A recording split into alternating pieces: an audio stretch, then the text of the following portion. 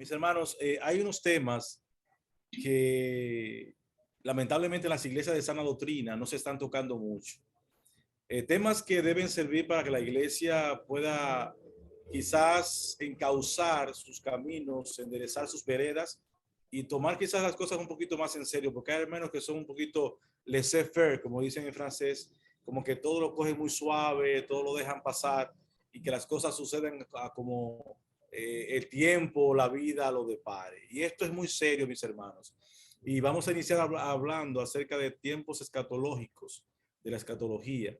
Usted sabe, mis hermanos, que para que la iglesia sea levantada, sea raptada, sea arrebatada, solamente falta algo, y es que el número de los salvados, el número de los gentiles sea completado. O sea, que el último, si quiera el Señor que sea aquí o sea allá en la iglesia de Pensilvania o Manhattan, que se dé ese privilegio de que se convierta la última persona para que entonces la iglesia sea arrebatada.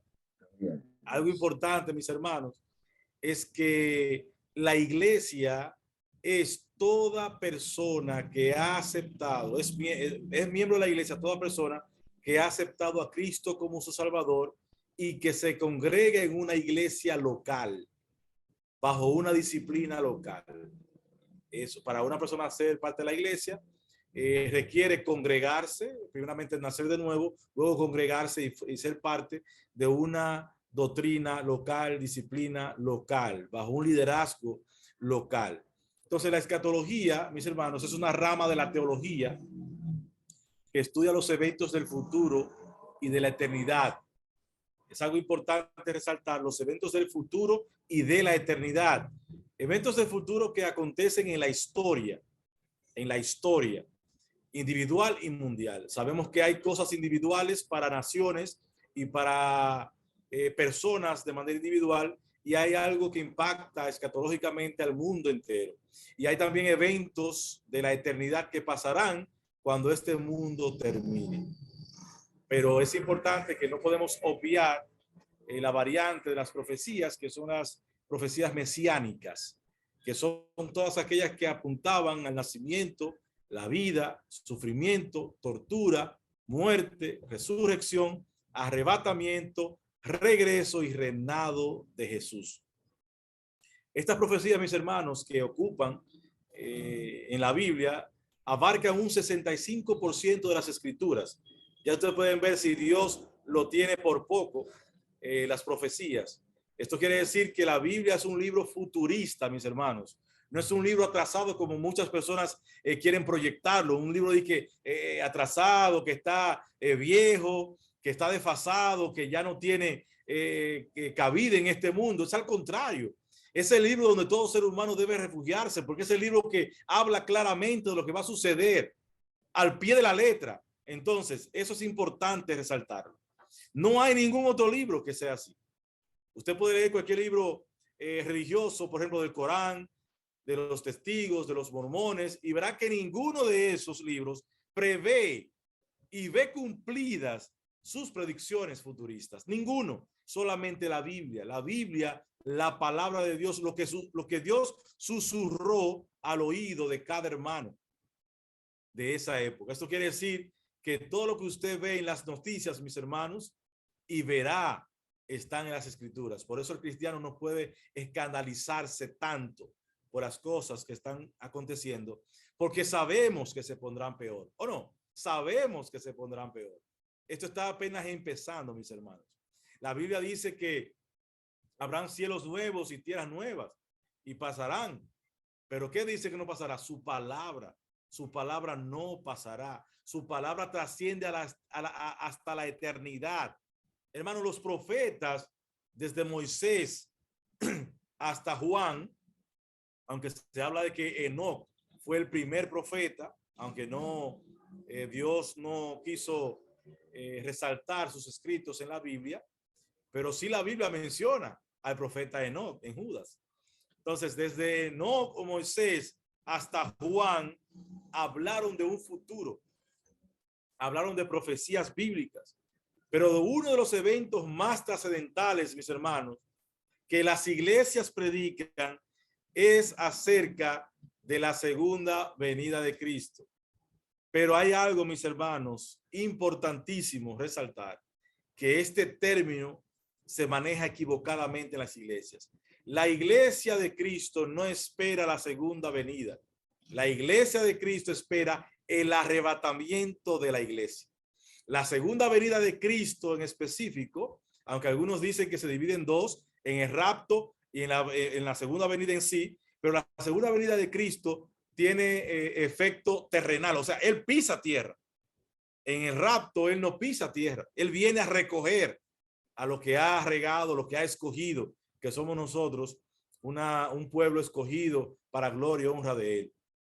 Y en este estudio, mis hermanos, es sumamente importante que se tomen en cuenta estos términos, y este tema debe manejarse muy bien por cada uno de los hermanos, porque hay hermanos de iglesias que conocemos como sana doctrina, que predican bien el evangelio, pero que en este tema están totalmente distorsionados.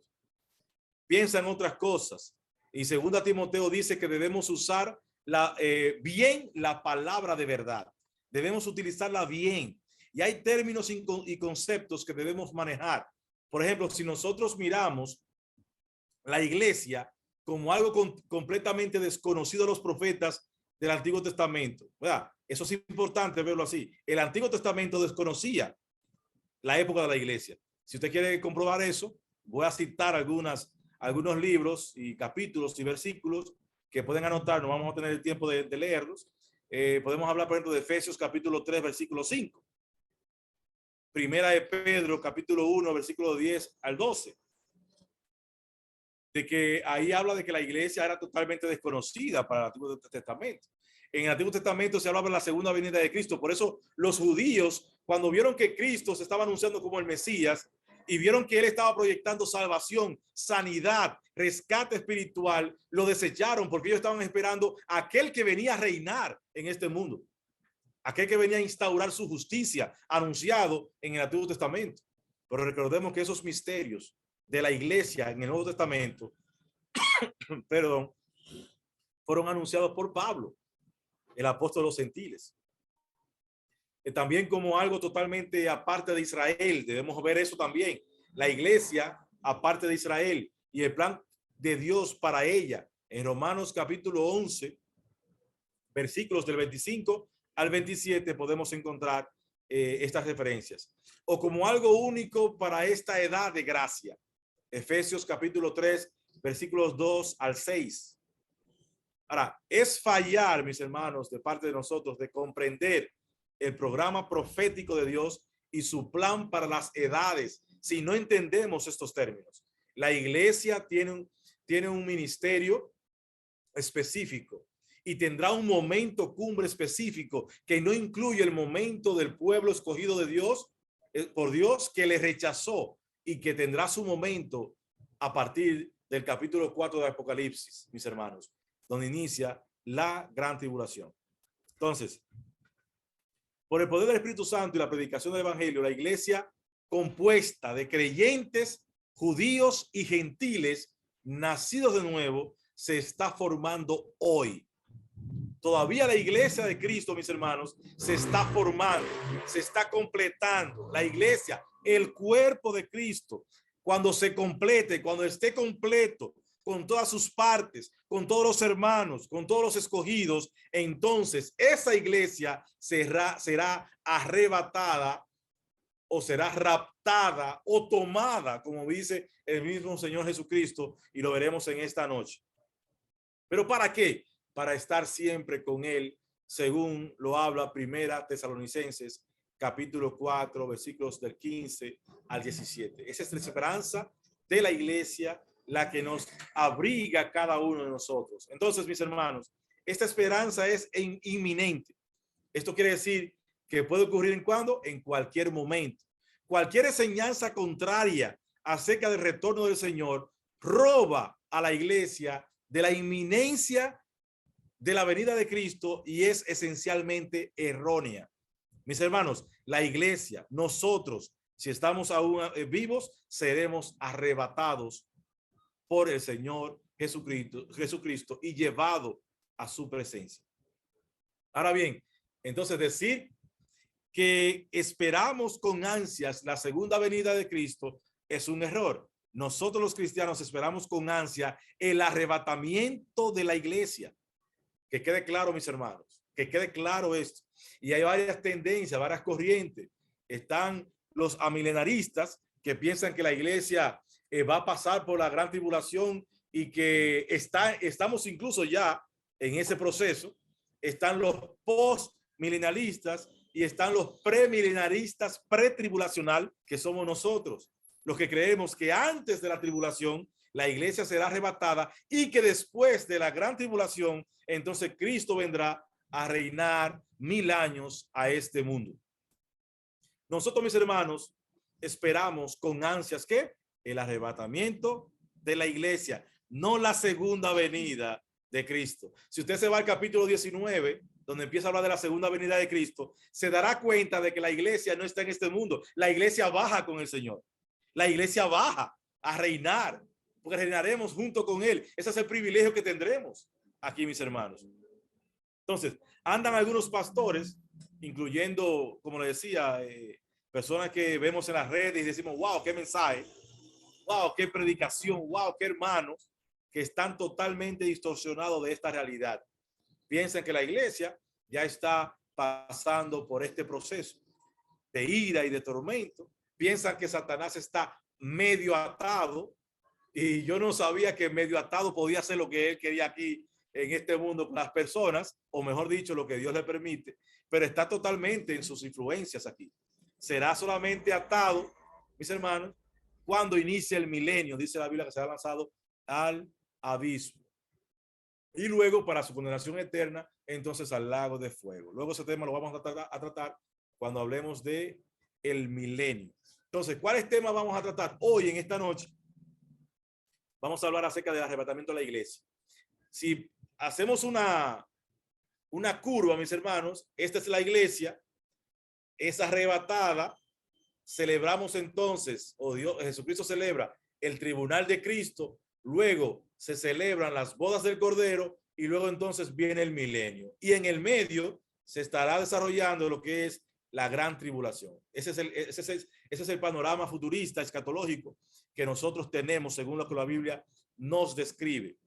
Pero algunos pastores, aún nosotros sabiendo que en esto están distorsionados y que predican la sana doctrina, creen otras cosas. En las iglesias se está predicando de todo, mis hermanos. Lamentablemente nosotros estamos siendo perseguidos, desacreditados por los hermanos de la prosperidad, por hermanos que están predicando acerca de charlas motivacionales, que tú puedes, que tú sí puedes lograrlo, que esté en Cristo todo lo puede, que todas las cosas le vienen a ver, que nunca sufren, que si tú das 10 te devuelven 20, que Dios duplica lo que tú das. Eso es un número de cosas que está afectando significativamente a cada iglesia de sana doctrina. Yo hablo con personas y me dicen, no, pero tal cosa. Y yo, espérate, nuestra congregación, lo que yo conozco de Cristo, lo que yo estudio de su escatología, de su teología, me dice lo contrario, y nosotros aplicamos tal y tal cosa. Entonces desconocen muchas veces, mis hermanos, nuestra teología como sana doctrina. Y es por eso, mis hermanos, que tenemos que estudiar la palabra para poder defender y para poder predicar el evangelio de salvación como Dios lo manda, fundamentado en la cruz del Calvario, fundamentado en la muerte y resurrección de nuestro Señor Jesucristo, y en que su iglesia escogida, santa, no va a pasar por el día de la ira. No debemos dejar, mis hermanos, de predicar que Cristo viene pronto. Cristo viene pronto, mis hermanos. El apóstol Pablo incluso lo estaba esperando con ansias. Él anhelaba el encuentro con el Padre. Cristo viene pronto. Y debemos estar predicando constantemente esta realidad, mis hermanos, porque ya estamos más cerca de la venida de Cristo que lo que estábamos esperando. Hace 22 años que yo me convertí y yo estoy seguro que estamos más cerca de la venida de Cristo. En cualquier momento puede suceder. En cualquier instante, mis hermanos.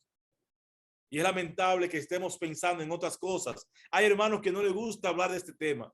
Toman miedo, pero sepa que el diablo no puede evitar nada de lo que está escrito. El diablo no va a evitar el arrebatamiento, mis hermanos. Sin embargo, él puede evitar que muchos participen de ese evento. Eso sí puede hacer. Él puede hacer que cualquier persona evite que millones de personas sean arrebatadas, que se arrepientan y que no formen parte de esta gran promesa que se va a cumplir muy pronto, mis hermanos. Entonces debemos enfocar nuestros mensajes en la cruz. Somos embajadores de Cristo. Fuimos llamados a predicar su palabra y Dios no nos usa por lo que somos. Ojo, mis hermanos. Dios no nos ha llamado ni nos ha enviado a trabajar, ni nos usa según su voluntad por lo que somos, sino, mis hermanos, a pesar de lo que somos. Óigame bien, no por lo que somos, sino muy a pesar de lo que somos. Si Él viera en nosotros la suciedad, el pecado, la incapacidad que tenemos de mantenernos fieles delante de Él, Él entonces no nos usaría. Pero Él nos mira a través de Cristo, muy a pesar de ser pecadores. Entonces, la mayoría de las iglesias están predicando falsedades, mis hermanos. Debemos seguir predicando el evangelio de salvación. Apreciemos la sana doctrina, porque muchas veces no cuidamos eso. Mis hermanos, muchas veces hay hermanos que están buscando dónde congregarse porque un hermano le picó los ojos, le cortó los ojos, no lo miró bien. Entonces no hay una iglesia perfecta. Y si le encuentra, ojo, no se congregue en esa iglesia porque la va a dañar.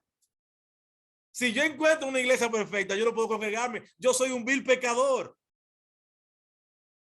La iglesia será perfeccionada en el día de Jesucristo. Y cuando pase por el tribunal de Cristo, que las obras de cada cristiano, el trabajo, el servicio de cada cristiano sea pasado por el fuego de la mira de Dios, que eso vamos a tocar después, que pase por ahí cuando presentemos nuestras obras como heno, como madera, como hojarasca, o como lo presentemos como oro, piedra preciosa o plata, ahí sabremos, mis hermanos, delante del Padre, qué hemos hecho en este mundo. Mis hermanos, nosotros no hemos hecho nada para agradar a Dios, para llamar la atención de Dios, nada. En su misericordia, Él nos mira a través de Cristo. Él mira nuestras obras y nuestro servicio a través de Cristo. Y cada uno de esos servicios, mis hermanos, será juzgado en el tribunal de Cristo. Así que no se pierda ese estudio cuando se vaya a dar. Mis hermanos, desde el capítulo 4 hasta el 19, narra acerca de los acontecimientos de la gran tribulación. Mire qué trozo de la palabra del Apocalipsis narra esto. Del 4 al 19. Los primeros versículos habla de la visión de Juan y de las iglesias, que es un parámetro donde nosotros como iglesia debemos reflejarnos para saber cómo andamos y qué debemos corregir. Entonces, cuando los 7 años terminen, concluirá entonces la gran tribulación con la batalla de Armagedón. Inmediatamente ahí viene el reinado de 1000 años de Cristo. Y eso fue profetizado en Zacarías capítulo 14, la batalla de Armagedón y todo lo que va a acontecer ahí. Ese día, mis hermanos, Cristo en el arrebatamiento se queda en el aire y llama a su iglesia. Él solo viene. Vamos a ver eso al final. Pero ese día que Él venga a reinar por 1000 años, cuando Él pise en el Monte de los Olivos, que por cierto fue de donde Él subió, cuando Cristo se despidió de sus discípulos, Él ascendió desde el Monte de los Olivos y es en ese mismo lugar donde Él va a descender para reinar por 1000 años. Y cuando Él pise tierra, se va a abrir el Monte de los Olivos y se va a formar un valle, mis hermanos, del gran poder de Dios. Así que son eventos escatológicos que debemos tener muy pendientes. Ahora bien, ¿qué pasará en este primer evento? En el arrebatamiento de la iglesia. Si hay alguien que cree que Jesús murió y resucitó, la palabra dice que esa persona, si ha muerto, resucitará y que los que hayamos quedado seremos ¿qué? Llevados arriba. Este evento es para quienes, para verdaderos cristianos, creyentes, porque sabemos que no todo el que se sienta en la iglesia, mis hermanos, lamentablemente, es cristiano. Hay muchos que vienen a la iglesia o participan en estos servicios y sus vidas siguen igual. una oración de un día de supuestamente arrepentirse, porque tuvo un problema en su familia, porque su esposa lo tuvo a votar, porque de trabajo lo votaron, porque tuvo un problema de depresión. Si usted supuestamente para ver si usted se ha convertido, usted se va a convertir a Cristo cuando reconozca que solamente a través de él hay salvación y vida eterna. No por resultados terrenales, mis hermanos, es mirando la eternidad que debemos mirar a Cristo.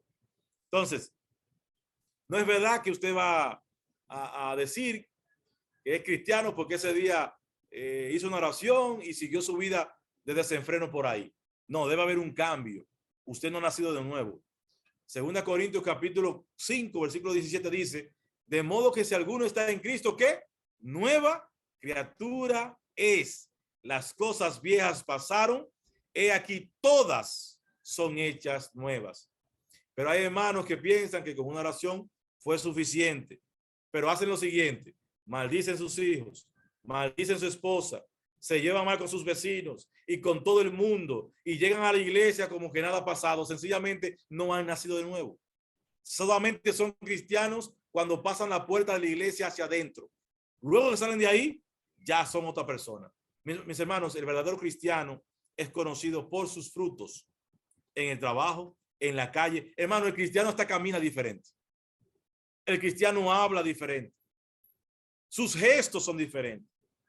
Sus sonrisas son diferentes.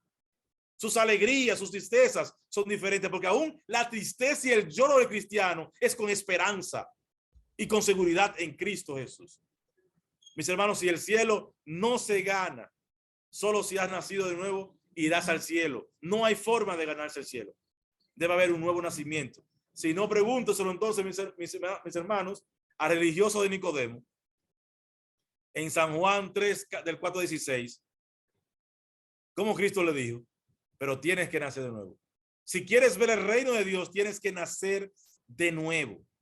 El Señor bajó de las nubes a este erudito que fue a presentarse delante de Dios como un santurrón, una persona perfecta, y Dios lo puso en su lugar, porque Dios, cuando nos mira, saca a flote todas nuestras imperfecciones y todos nuestros pecados.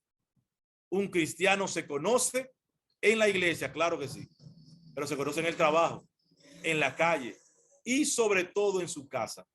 Sus hijos deben saber que usted es cristiano. Su esposa, si no es creyente, debe saber que usted es cristiano. Su familia debe saberlo también. Entonces, mis hermanos, es importante que conozcamos un poquito más a fondo acerca de nuestras responsabilidades. Y Santiago es claro con esto, al decir que la fe sin obras, ¿qué es? Muerta. ¿Cómo tú, mi hermano, me demuestras a mí que eres cristiano, insultando a tu esposa, maldiciendo a tus hijos, peleando con el vecino, robando en tu trabajo? No hay forma. Mis hermanos, a nosotros que hemos nacido de nuevo, nos conviene portarnos bien y obrar bien. Óyeme bien, al cristiano le conviene obrar para bien.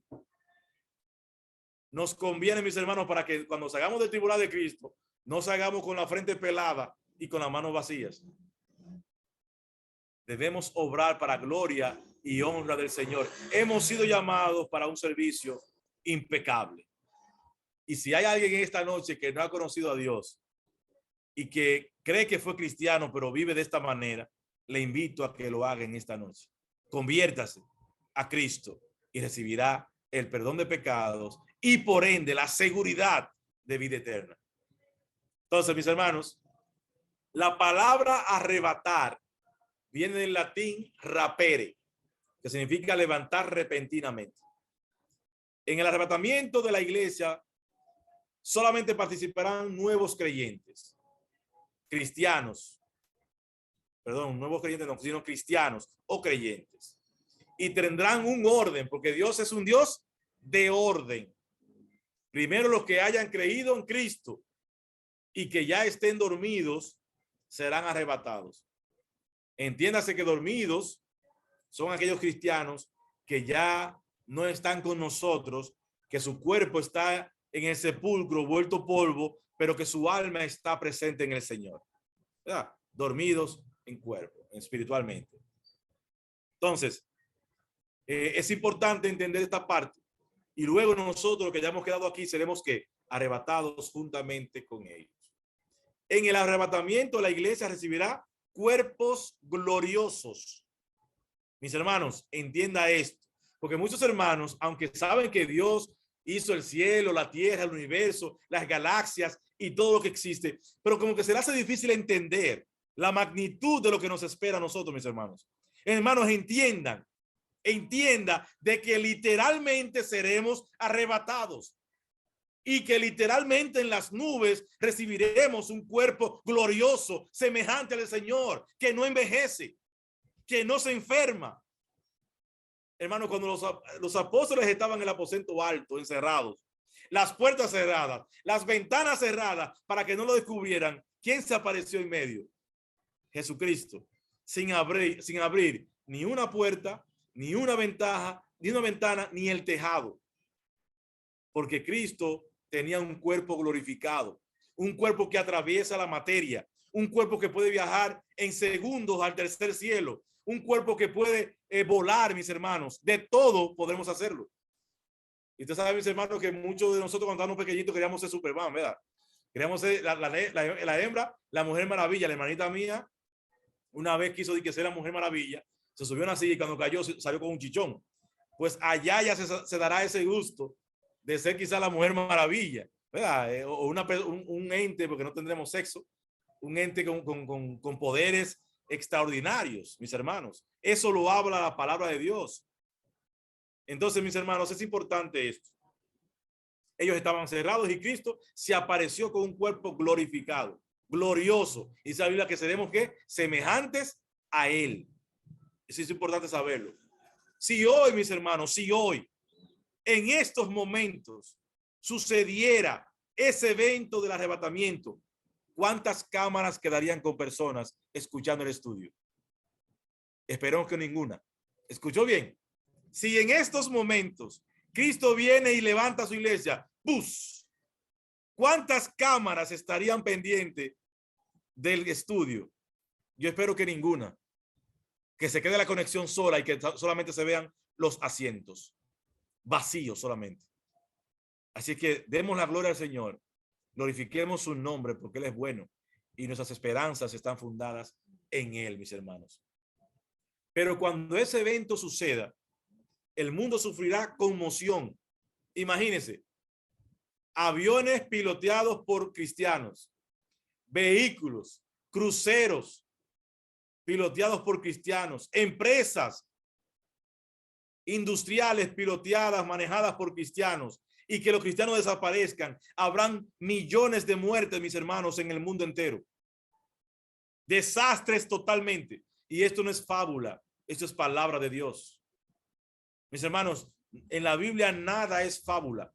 Todo lo que está en la Biblia se ha cumplido, se está cumpliendo y se cumplirá, porque así Dios lo ha establecido y Él cumple con sus promesas. Vamos a ir a ver al capítulo clave y al libro clave del estudio donde habla acerca de este evento, después de haber dado la introducción correcta.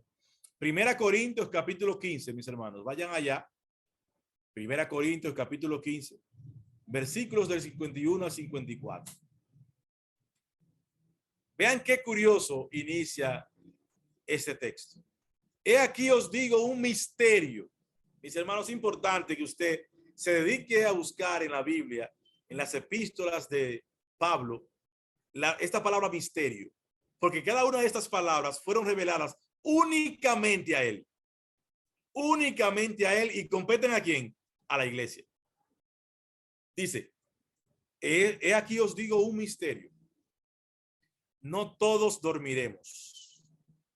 Cuando habla de dormir, recuerden que hablamos de que dormir es cuando un cristiano se aparta del cuerpo. Nosotros llamamos aquí muerte, por eso el cristiano duerme. Pero todos seremos que transformados en un momento, en un abrir y cerrar de ojos.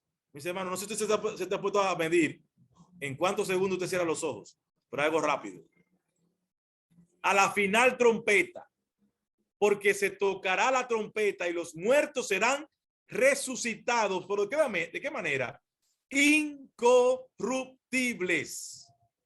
Y nosotros seremos transformados, porque es necesario que esto corruptible, nuestro cuerpo, mi hermano, esto corruptible, esto que peca, esto que nos forza y que nos hace sufrir tanto, se vista de incorrupción.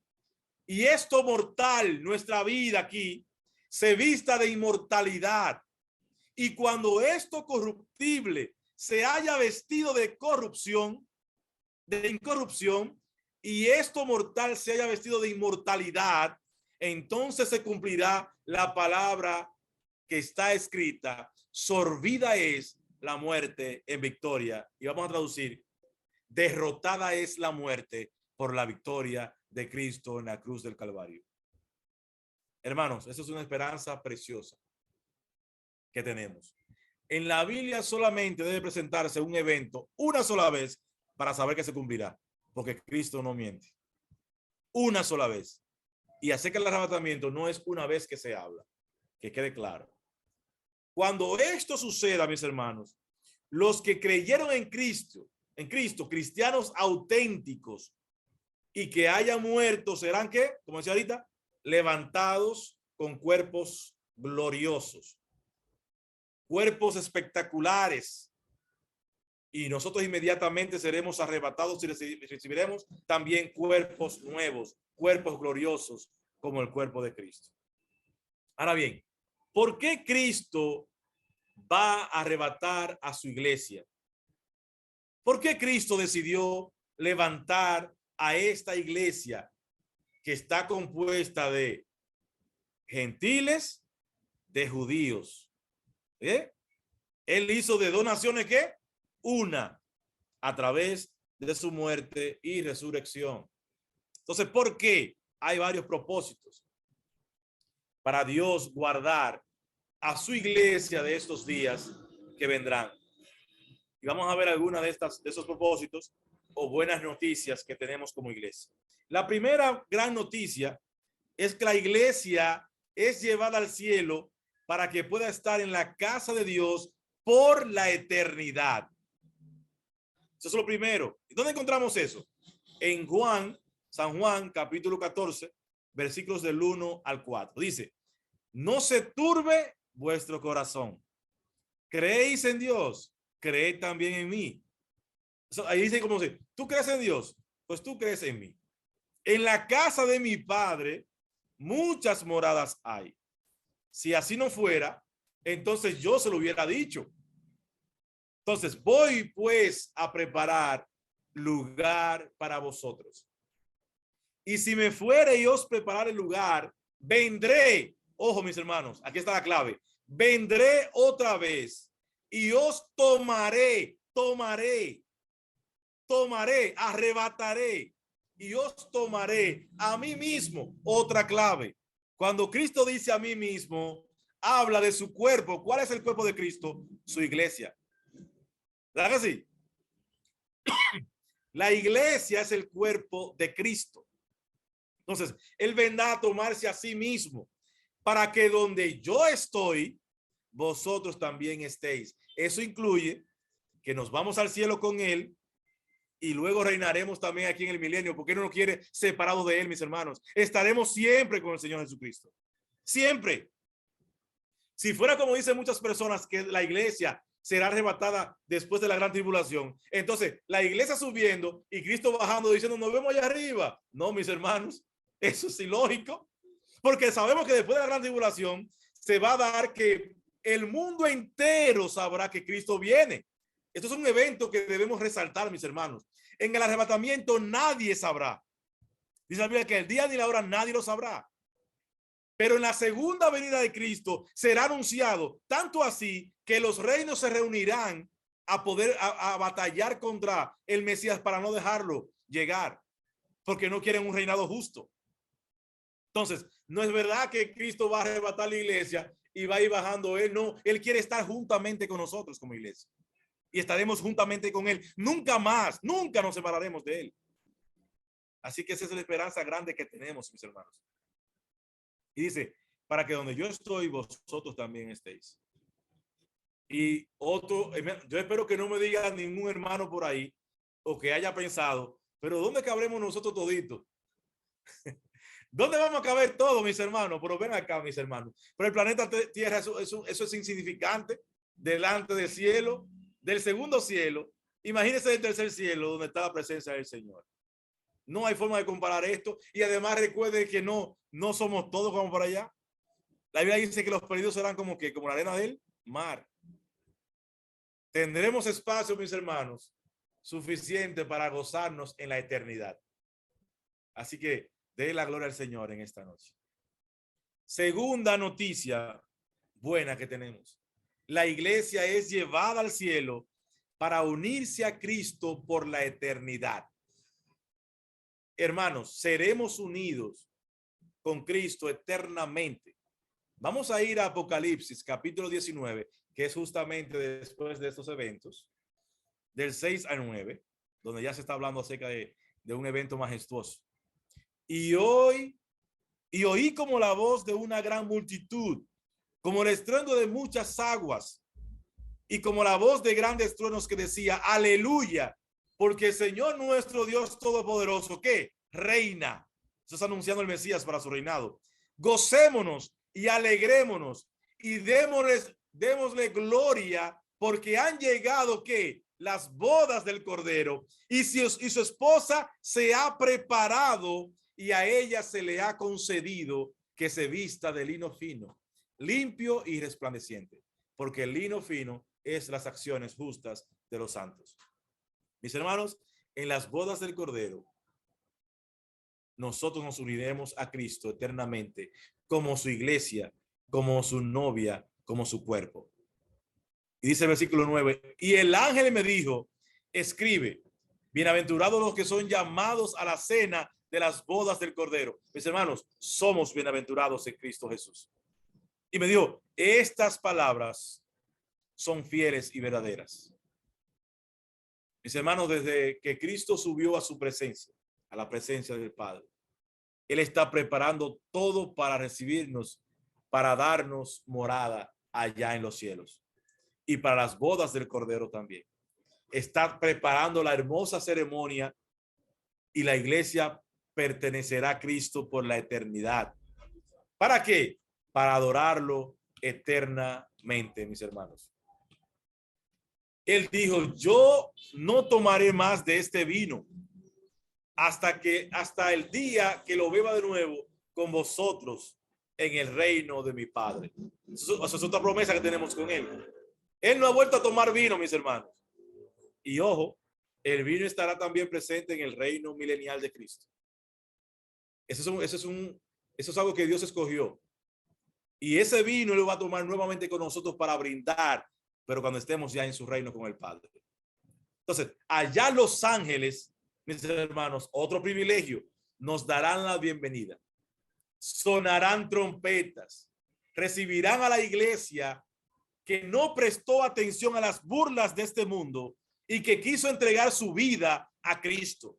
Aquellos hermanos que no le importó que el mundo dijera que estamos locos y que entregamos nuestras vidas al Mesías prometido, al Cristo que dio su vida en la cruz del Calvario para darnos vida a nosotros, mis hermanos. Pero hay otra noticia. La iglesia es llevada al cielo como un premio por su fidelidad. Apocalipsis capítulo 3, versículo 10. Por cuanto has guardado la palabra de mi paciencia, yo también te guardaré de la hora de la prueba que ha de venir sobre el mundo entero, para probar a los que moran sobre la tierra. ¿Cuál es la hora de la prueba? La gran tribulación. Dice que es al mundo entero que se va a probar. Hermanos, como nosotros hemos creído en Dios, como hemos obedecido su palabra, como no le hemos renegado, como hemos recibido disciplina de parte de Dios y también de los líderes de la iglesia, y hemos recapacitado en esos errores y entramos en obediencia, entonces el Señor dice que seremos guardados de esta gran tribulación. Dele la gloria al Señor en esta noche. usted no participará de esa gran tribulación ni del día de la ira. Pero debemos velar. En la cuarta noticia, habla un poco de esto. La iglesia es llevada para que sea librada del juicio venidero. San Lucas capítulo 21, versículo 36 dice: velad pues en todo tiempo, orando, que seáis tenidos por digno de escapar de todas estas cosas que vendrán y de estar en pie delante del Hijo del Hombre. Debemos velar, mi hermano. ¿Pero quién dijo esto? El mismo Señor Jesucristo. Debemos orar. Vele, hermano. El Señor le dijo al apóstol Pedro: velad porque el diablo quiere que zarandearte. Y Pedro, como muy, tú sabes, como él era impetuoso, imperativo, dice: no, padre, le quiso decir como que no se preocupara. Hermano, ¿y qué pasó con el apóstol Pedro? Fue zarandeado. Cuando Cristo vino de orar, lo encontró durmiendo. ¿Y qué pasó? Que Pedro negó a Cristo 3 veces. Y eso lo dijo después que lo encontró durmiendo, porque no estaba velando. Hermano, no confiemos en nuestras fuerzas, confiemos en Cristo.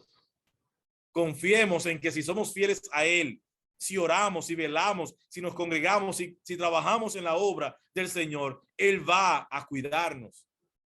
Y las cosas que suceden a nuestro alrededor, sabemos que estarán en su control. Debemos orar, velar, leer la palabra, hacer el devocional con nuestra familia, con nuestros hijos. Y por última noticia que veremos en esta noche, la iglesia es llevada al cielo para alcanzar salvación eterna. Dice Primera Tesalonicenses capítulo 5, versículo 9, porque no nos ha puesto Dios para ira, sino para alcanzar salvación por medio de nuestro Señor Jesucristo. A Él sea la gloria por los siglos de los siglos. ¿Escuchó bien, mi hermano? No nos ha puesto Dios para ira, para el día de la prueba, sino para alcanzar salvación por medio de nuestro Señor Jesucristo. Nosotros vamos para arriba y no para abajo. Dios posicionó su iglesia, ¿para qué? Para salvación de cada uno de los que conforman su cuerpo. Quisiera que mi hermano José me permita compartir ahora pantalla para dejarles una tareita en esta noche. Vamos a compartir pantalla. Ahí. Miren, esta es una tareita que tenemos. Vamos a leer estos contrastes que hay, que son muy importantes entre el rapto de la iglesia y la segunda venida de Cristo. ¿Cuál es la tarea? Que ustedes van a buscar cuáles versículos hablan de cada uno de esos eventos. Tienle foto ahí en pantalla. Un evento que va a suceder, un contraste. Cuando Cristo venga a arrebatar a su iglesia, viene en el aire. Pero en la segunda venida, ¿viene a dónde? A la tierra. Segundo, viene por nosotros. Y en la segunda venida viene con nosotros. Tercero, viene para bendecir.